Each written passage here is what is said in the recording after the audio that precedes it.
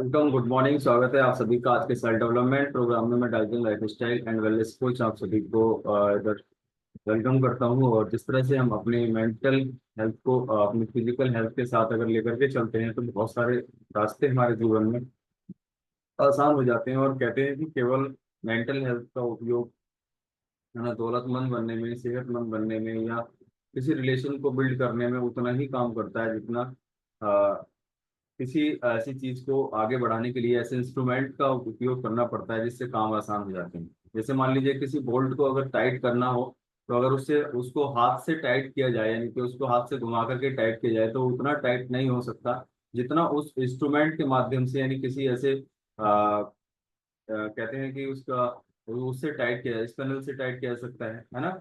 या उसकी किसी ऐसी चाबी से उसको टाइट किया जा सकता है। इतना टाइट उसको हाथों से नहीं किया जा सकता, राइट। तो वैसे ही किसी काम को अच्छे शिखर तक, ऊंचाई तक लेकर के जाना होता है तो उसके लिए बहुत ज्यादा जरूरी है उसके प्रति लगन और शक्ति हमारे अंदर कितनी है। मतलब ऐसी कोई शक्ति नहीं कि दिव्य शक्ति हमें चाहिए, है ना। हमारे मन के अंदर वो शक्ति उसके प्रति होनी चाहिए कि वास्तव में उस काम को हम कितनी लगन के साथ कर रहे हैं। क्योंकि दौलतमंद बनने के लिए वो शक्ति बहुत ज्यादा जरूरी है, यानी एनर्जी जिसको कहते हैं। यानी कि इंसान एक दिन करता है, दो दिन करता है, कि तीसरे दिन फिर से थक जाता है, या उसका कहीं मतलब फिर उसको करने का मन करता है कि नहीं करता है। शक्ति का सीधा सीधा रिलेशन है एक कॉन्फिडेंस से, है ना। कॉन्फिडेंस कितना है, उसको पेशेंस कितना है, कब तक उसको करेगा। और मोस्टली सफल लोग कहते हैं कि उस काम को तब तक ही वो करते हैं जब तक उसको सही अंजाम तक या उनका जो टारगेट पॉइंट है वहां तक वो लेकर के नहीं जाते।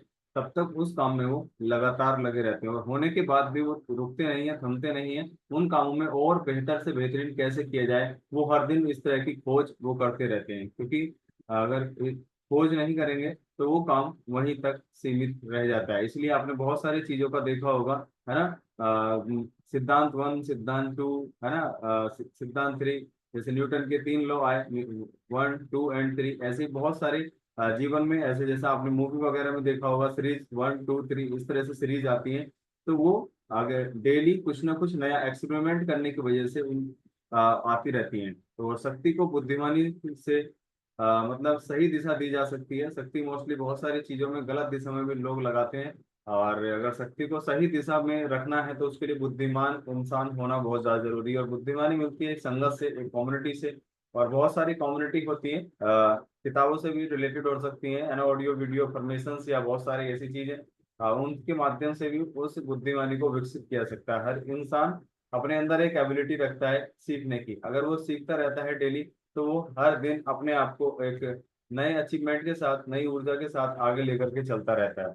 तो हमेशा संगठित प्रयास, यानी कि संगठित कहते हैं कम्युनिटी, यानी कि एक समाज, एक परिवार एक नई दिशा का एक निर्माण करता है। हमेशा संगठित रहना चाहिए। संगठित प्रयास अच्छे रास्ते खोजने में हमें मदद करता है। आपने देखा होगा जैसे बहुत सारी चीजों को एक मतलब अकेला इंसान अगर किसी भार को धक्का देता है तो वो उतनी आसानी से उसको नहीं धक्का दे सकता या उसको नहीं खिसका सकता जितना एक साथ संगठित होकर के, है ना, एक समूह मिलकर के उसको आसानी से आगे धक्का दे सकता है। वरना अकेला इंसान तो ऐसे ही समझिएगा, जैसे हमने छोटी क्लासों में हमने स्टोरी पढ़ी थी कि एक लकड़ी को कोई भी तोड़ सकता है, लेकिन एक लकड़ी अगर बहुत सारी इकट्ठा बना दिया जाए और उसको एक बंडल बना करके दे दी जाए तो उसको कोई आसानी से तोड़ नहीं सकता, है ना। इसलिए संगठन रहना, संगठित रहना, कम्युनिटी में रहना, एक समाज में बने रहना, भीड़ में रहना, ये सारी चीजें हमें मजबूत बनाती हैं और हमारी शक्ति का सही दिशा में भी उपयोग किया जा सकता है ना। और कहते हैं कि शक्ति का उपयोग तभी किया जा सकता है जहां एक जैसे लोग एक जैसे विजन के साथ, एक जैसे डिसीजन के साथ अपने आप को लेकर के डे बाय डे आगे चलते हैं। वरना ऐसा कहीं नहीं देखा गया कि अकेला इंसान कुछ इस तरह से समाज से अलग हट करके कुछ नया कर सकता हो, है ना। वैसे एक एकाग्र होना बहुत ज्यादा जरूरी है, यानी एकांत में रहना बहुत ज्यादा जरूरी है। लेकिन एक अच्छी कम्युनिटी में रह करके आप अपने एकांत को भी बरकरार बना पाएंगे। जैसे मान लीजिए इस सेल्फ डेवलपमेंट प्रोग्राम की बात करें तो ये एक समूह है, एक अच्छी कम्युनिटी का एक, है ना, एक ऐसा मानिए एक हॉल के अंदर हम सभी बैठे हैं और हम इसमें बैठ करके हम अच्छी अच्छी बातें कर रहे हैं। सभी के दिमाग में एक जैसे विचार ही चल रहे हैं। हर कोई अपने अचीवमेंट को पाने के लिए उतारू है, अपने अचीवमेंट को आगे मतलब उसको पाने के लिए, आगे बढ़ने के लिए हर दिन कुछ नया क्रिएटिव एक्टिव, है ना, करता रहता है। जिसकी वजह से रोज नई खोज, नई तरक्की, नए रास्ते मिलना तय हो जाते हैं। इसीलिए संगत और संगठित रहना बहुत ज्यादा जरूरी है, क्योंकि धन कमाने के साथ उसे बनाए रखना, है ना, उसको संभाल के रखना, ये बहुत बड़ा टूल है। और इसके लिए जरूरी है आत्मिक शक्ति, यानी कि अपने आप को उन चीजों के प्रति कैसे हम बना करके रखें, कैसे उसको हम सही दिशा में रखें और कैसे उसका सम्मान करें। चाहे वो धन हो, कुछ भी चीज हो, हर चीज का सम्मान जरूरी। कहते हैं कि जिन चीजों का हम सम्मान नहीं करते, वो चीजें हमसे उतना ही दूर जाना शुरू हो जाती हैं, और कभी कभी तो वो चीजें हमारे जीवन से खत्म भी हो जाती हैं। इसलिए हर चीज का अपने जीवन में रेस्पेक्ट बहुत ज्यादा जरूरी है। और वो उसको करने के लिए, रेस्पेक्ट करने के लिए, एक आत्मिक शक्ति, एक आत्मिक संतुलन, है ना, बहुत ज्यादा जरूरी है। और इसके लिए तीन चीजें बताई थी, है ना, असीम शक्ति और संग्रहित अनुभव और प्रयोगों का हर दिन कुछ ना कुछ बेहतर तरीके से उपयोग करना।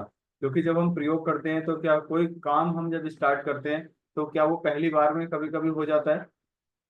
नहीं ना। बहुत सारे ऐसे मुश्किल काम एक बार में नहीं होते, लेकिन लगातार प्रयोग करने से, लगातार परीक्षण करने से, लगातार इम्प्रूवमेंट करने से वो काम आसान हो जाते हैं। और उसी तरह से बिना किसी मास्टरमाइंड के शक्ति हासिल नहीं कर सकता। बिना किसी प्लानिंग के, बिना किसी योजना के, बिना किसी विजन के, बिना किसी रीजन के कोई भी काम आ, हासिल नहीं किया जा सकता, चाहे वो अचीवमेंट छोटा हो या बड़ा हो। वास्तव में काम छोटा या बड़ा नहीं होता, जब उस काम को हासिल करने की बात है ना। एक बच्चे से उसको जिद करने पर उसके मन चाहे चीज मिल जाना, या कोई बड़ा इंसान है, उसको बड़ी सक्सेस मिल जाना, दोनों की एनर्जी को देखिएगा, वो लगभग सेम सी ही होती है। लेकिन वहाँ अचीवमेंट बच्चे का छोटा, लेकिन उस सक्सेसफुल इंसान का अचीवमेंट बड़ा, उसको देख करके अंदाजा लगा सकता है। लेकिन उस जीत के बाद, यानी उसको हासिल करने के बाद जो अचीवमेंट होता है, जो उसको हैप्पीनेस आती है, जो खुशियां आती है, उसके चेहरे पर स्माइल करता है, वो अपने आप को किस तरह से फील करता है,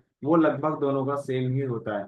इसीलिए हर काम में सक्सेस हासिल करने के लिए सबसे बड़ी जो जरूरी है वो उसकी योजना, है ना, प्लानिंग्स वगैरह रेगुलर, और आर्थिक लाभ भी उस चीज से हमें मिलते हैं, है ना।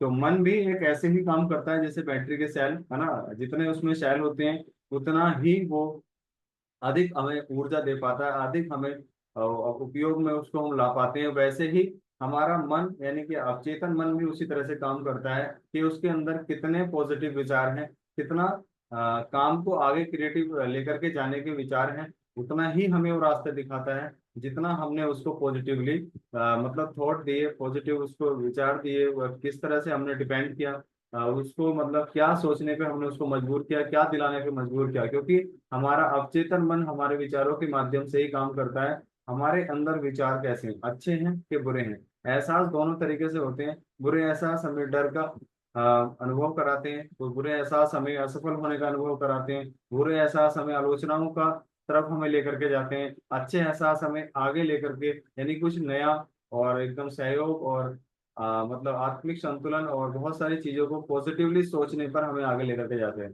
तो हमने किस तरह की एनर्जी, किस तरह के विचार हमने अपने मन को दिए, जैसे हमने बैटरी को यूज किया, वैसे ही हम अवचेतन मन को अपने जीवन में हम यूज करते हैं अपने विचारों के माध्यम से।